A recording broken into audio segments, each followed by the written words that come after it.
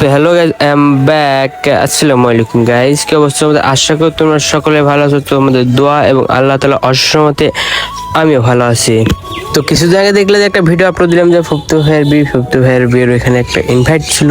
ওদের বাসায় খাইতে যাচ্ছিলাম আমি, আমার পরিবারের লোক এবং আমার সকল চাচা। তারপরে এখান থেকে তো গাড়ির জন্য অপেক্ষা করছিলাম, কোনো গাড়ি পাইতেছিলাম না। মানে কি ভাই, আধা ঘন্টা অপেক্ষা করলাম, কোনো গাড়ি নেই। তারপর তো এখানে একা একা ভালো লাগতেছিল না, দোকানে দেখলাম মইন আছে, সেই কারণে মইনের কাছে আসলাম। মইন আমার ভিডিও আসতে লজ্জা পাইতেছিল, সেই কারণে মইনে বললাম, মইন আমার নতুন YouTube challenge 14,000 subscriber, YouTube channel subscribe করে দিস, ঠিক আছে? তারপর এখান থেকে মইন বলছিল, ভাই কোনো সমস্যা নাই, সাবস্ক্রাইব করে দিব। তারপর রাস্তার দিকে তাকিয়ে দেখলাম কোনো গাড়ি নাই। তার খানিকক্ষণ পর একটা গাড়ি এলো, সামনে পোলায় দেখছো, এই কিন্তু আমার আপার ছেলে। মানে কি ভাই, আকাশের অবস্থা এতটাই খারাপ ছিল যে 5 মিনিট পর পর খালি বৃষ্টি হইতেছিল। তারপরে ওইখান থেকে গাড়িতে উঠলাম, গাড়িতে উঠে রওনা দিলাম ভাইয়ের বাসার দিকে। তারপর সামনে পোলায় দেখছো, ওর নাম হচ্ছে বারে শাহজাদা। ওই পোলায় এত বড় যে বাস লাভার, বাংলাদেশে যে বাস ব্র্যান্ড আছে সব ব্র্যান্ডের নাম জানে বাসের। তার খানিকক্ষণ পর চলে যায় ভাইয়ের বাসার সামনে এত পরিমাণ কাদা, তোমরা ভিডিও দেখলে বুঝতে পারো। মানে কি ভাই, এক হাঁটু কাদা, মানে যাওয়াই যাচ্ছে না কাদার ভিতর দিয়ে। তারপর গাড়ি থেকে নামলাম, ভাড়া দিলাম, ভাড়া আমার আম্মু দিচ্ছে, জাস্ট আমি খালি নেমে চলে আসলাম। মানে কি ভাই, এত পরিমাণ কাদা ছিল, ওইখানে যদি হালকা একটু পানি দিয়ে গর্ত করা যেত, ওখানে মাছ চাষ করা যেত। তারপরে তো এখান থেকে তো মহা খুশি যে ভাইয়ের বউ দেখবো, ভাইয়ের বউর কাছ থেকে তাদের বোনের নাম্বার নিব। মানে কি ভাই, এইখানে ইট দিয়ে ব্রিজ বানা দিছে, সামনে পলায় দেখছো, ও কিন্তু বক্স আমার ভাই, আসলে ওর নাম হচ্ছে বলে আবির। তার খানিকক্ষণ পর যেখানে সবাই খাইতে দিতেছিল, তার সামনে চলে আসি। এখান থেকে আমি একটা জিনিস দেখলাম যে এখানে আমরা আসার আগে ভাই খাইতে শুরু, এটা কিন্তু আমার বড় ভাই রনি ভাই। ভাইরে আমি কানে কানে কইতেছিলাম, ভাই জোর জোর খাওয়া, আর অনেকগুলো মাংস খাইও কিন্তু।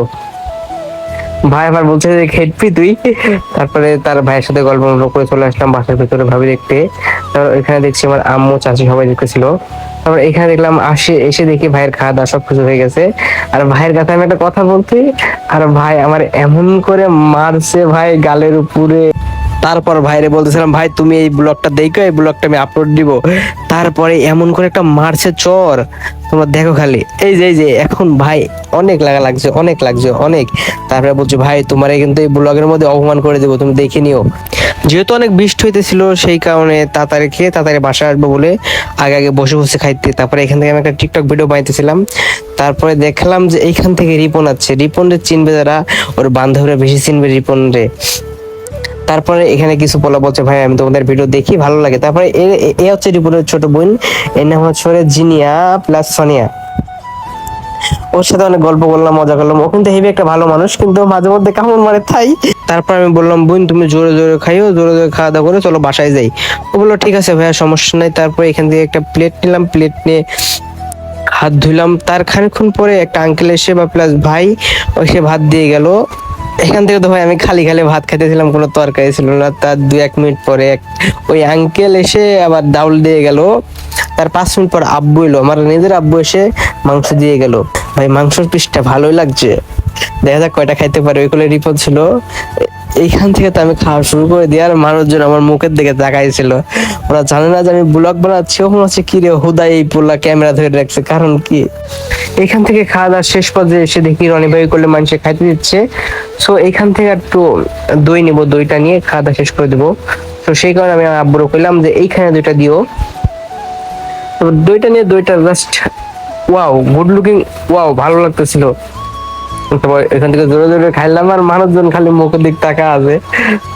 তারপরে ওইখান থেকে খাওয়া দাওয়া করে হাত ধুলাম, হাত ধোয়ার পরে ওইখান থেকে এর পাশে আমার নানির বাড়ি, ওইখানে আমার আম্মুরা সবাই যাইতেছিল, তাদের পিছ আম্মু নানির বাসায় যাইতেছিলাম।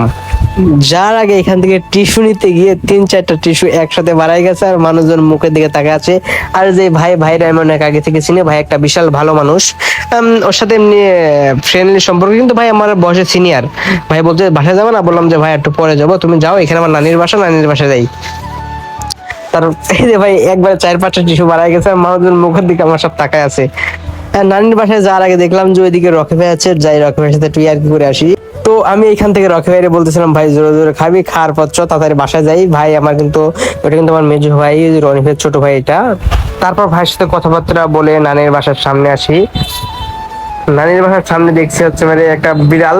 এইটা হচ্ছে ওই যে জিনিয়া কিন্তু যমজ বোনের বিড়াল, ঠিক আছে। বিড়ালটা খুব ভালোই লাগতেছিল, পুষি পুষি। আমি আবার পুষি পুষি ডাকতেছিলাম। তারপর ওর বোন রে বলছে এই বিড়ালটা আমি নিয়ে যাবার, ও সব কান্না করতে শুরু করে দিয়েছে। তারপরে এখান থেকে নানির ঘরের ভিতর বসেছিলাম। বসে থাকার খানিকক্ষণ পরে হচ্ছে ওর বাইরে বাইরে দেখি ছান জানাচ্ছে। তারপর আমি ছানদানে বললাম, ভাই তুই এতক্ষণ করেছিলি? বলে যে ভাই আমি এতক্ষণ চুল কাটতেছিলাম। ছানদানের পাশে দেখছি তুষারও আছে। তারপরে দেখি যে তুষার আর ছানদান খাইতে বসলো। আমিও ভিডিও করতেছিলাম, ও বলছে ভাই ভিডিও আপলোড দিলে আমি তোর ভিডিও আপলোড দিব, তোর ভিডিও আমার কাছে আছে। তারপর দেখি রনি ভাই ওদেরকে খাইতে দিতেছিল। আল্লাহ হাফিজ গাইস, বেঁচে থাকলে অন্য ভিডিওতে দেখা হচ্ছে।